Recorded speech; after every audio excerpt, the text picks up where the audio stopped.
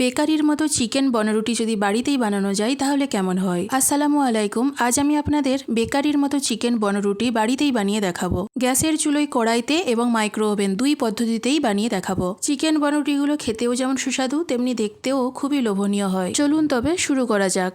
Chicken বনরুটির জন্য আমি এখানে 2 কাপ ময়দা নিয়েছি। ময়দার মধ্যে দিয়ে দিলাম 2 চামচ চিনি, একটু লবণ আর 2 চামচ ইস্ট। আমি এখানে 2 চা চামচ ইস্টের ব্যবহার করেছি। ইস্টের পরিমাণটা একটু দেখে শুনে দিতে হবে, কারণ এটা পরিমাণে একটু বেশি হয়ে গেলে পাউরুটি থেকে তখন ইস্টের গন্ধ বেরোবে। তো সব শুকনো উপকরণগুলো ভালো করে মিশিয়ে নিয়ে একটু একটু পানি নিয়ে ময়দাটাকে একটু নরম করে মেখে নেব। ময়দাটা ঠিক এইভাবে একটু নরম করেই মেখে নিতে হবে। ময়দাটা মাখতে মাখতে যখন হাতে এইভাবে লেগে আসবে তখন এর মধ্যে 2 টেবিল চামচ সাদা তেল দিয়ে দিলাম। সাদা তেল দিয়ে ময়দাটাকে আরও কিছুক্ষণ ধরে মেখে নেব।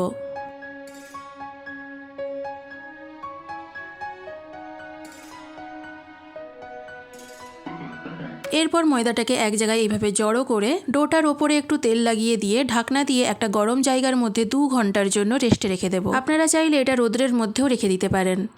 তো এই ফাঁকে আমি পাউরুটির জন্য চিকেনের পুরটা বানিয়ে নেব। আর এর জন্য কড়াইতে 1 টেবিল চামচ তেল দিয়ে দিলাম। তেলটা গরম হয়ে গেলে 2 মিডিয়াম সাইজের পেঁয়াজ কুচি দিয়ে দিলাম। পেঁয়াজটাকে নাড়াচাড়া করে হালকা লাল করে ভেজে নেব।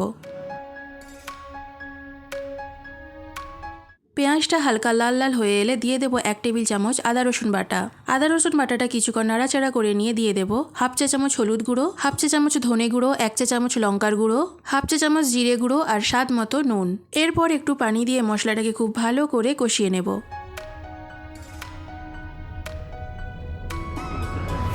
মশলা কষানো হয়ে গেলে চিকেন দিয়ে দেব।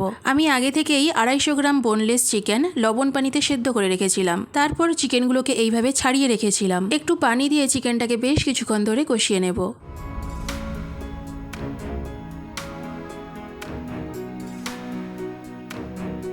একটা বাটিতে নিয়ে নিলাম 1 কাপ দুধ। দুধের মধ্যে দিয়ে দেবো 1 চামচ ময়দা। দুধের সাথে ময়দাটাকে খুব ভালো করে মিশিয়ে নেব। এরপর দিয়ে দেবো 2 চামচ টমেটো সস আর 1 চামচ গ্রিন চিলি সস। দুধের সাথে সবকিছু ভালো করে মিশিয়ে নিয়ে দুধের মিশ্রণটা চিকেনের মধ্যে দিয়ে দেব। এরপর চিকেনটাকে বেশ কিছুক্ষণ ধরে নাড়তে থাকবো।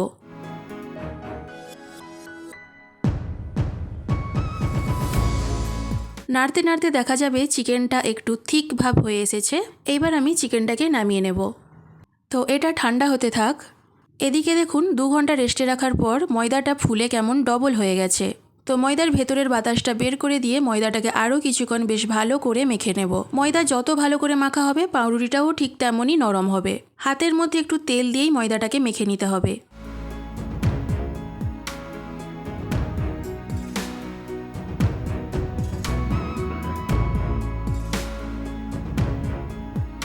ময়দাটা ভালো করে মেখে নেওয়ার পর একটা রোল বানিয়ে নেব।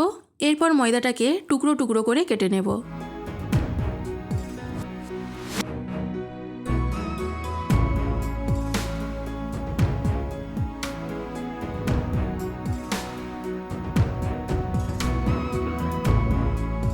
এরপর এক একটা টুকরো নিয়ে এইভাবে হাতের সাহায্যে গোল করে লেচি বানিয়ে নেব।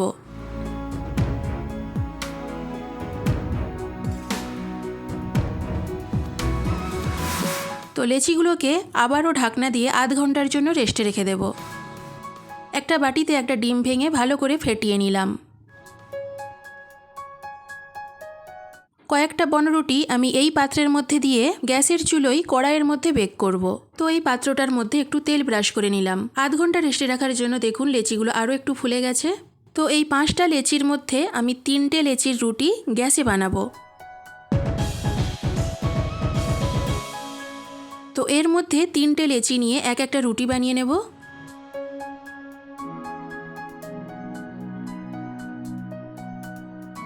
মাঝখানে চিকেনের পুর দিয়ে এইভাবে মুড়ে নেব।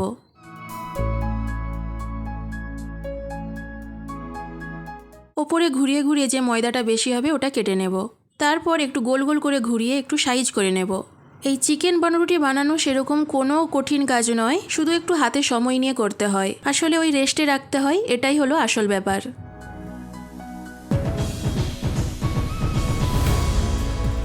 তো এই 3টে রুটি আমি গ্যাসে বানাবো। তো পাউরুটিগুলো বানিয়ে আবারও 10 মিনিটের জন্য ঢাকনা দিয়ে রেখে দেবো। ননস্টিক প্যানের এই রুটিটা আমি মাইক্রো ওভেনে বানাবো। বাকি যে 2টো লেচি ছিল ওই দুটো একসঙ্গে করে একটা বড় লেচি বানিয়ে নেব।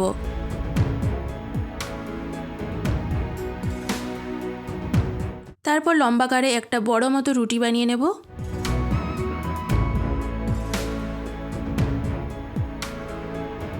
মাঝখান থেকে একটু ওপরের দিকটাই চিকেনের পুরটা দিয়ে দেব। পুরটা একটু পরিমাণে বেশিই দিতে হবে। এরপর ভিডিওতে যেমন দেখতে পাচ্ছেন এইভাবে মুড়ে নিতে হবে। এইভাবে একটু ডিজাইন করে নিলে রুটিটা দেখতে কিন্তু ভালোই লাগবে।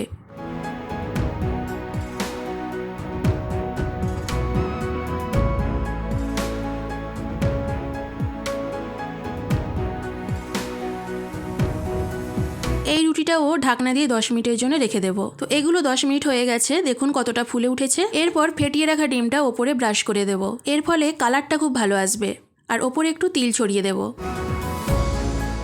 কড়াইটাকে প্রথমেই আমি খুব গরম করে নিয়েছি। কড়াইয়ের ওপরে একটা স্ট্যান্ড রেখে দিলাম। এরপর পাউরুটির পাত্রটা স্ট্যান্ডের ওপরে রেখে দিয়ে ঢাকনা দিয়ে 30 মিনিটের জন্য বেক করব। এই রুটিটাও 10 মিনিট হয়ে গেছে, ওপরে একটু ডিম ব্রাশ করে দেব।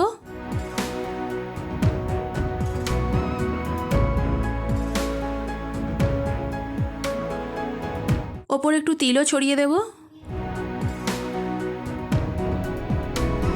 মাইক্রোওভেনটা প্রথমেই প্রিহিট করে নিয়েছিলাম। এরপর কনভেকশন মোডে 180 ডিগ্রি সেলসিয়াসে 22 মিনিটের জন্য বেক করব।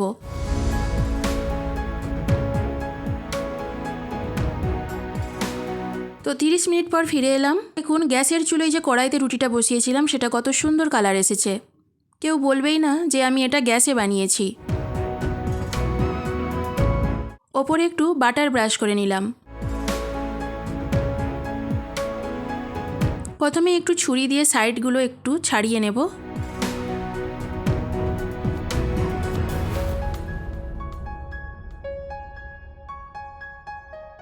দেখুন পাউরুটিটা কত সুন্দর ছেড়ে এসেছে। মাইক্রো ওভেনের রুটিটাও 22 মিনিট হয়ে গেছে। এই রুটিটার ওপরেও একটু বাটার ব্রাশ করে নিলাম। বাটার না ব্রাশ করলে পাউরুটির ওপরটা বাতাস পেয়ে শক্ত হয়ে যায়।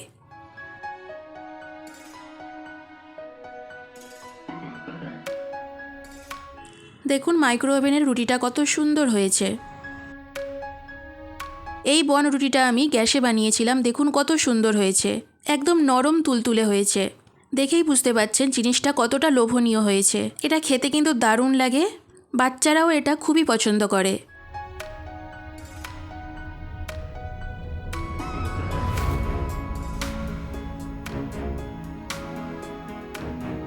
কোনো অংশেই এই রুটিগুলো কিন্তু বেকারির থেকে কম নয়, বরং বেকারির থেকেও অনেক ভালো খেতে হয়। এই রুটিটা আমি মাইক্রো ওভেনে বানিয়েছিলাম।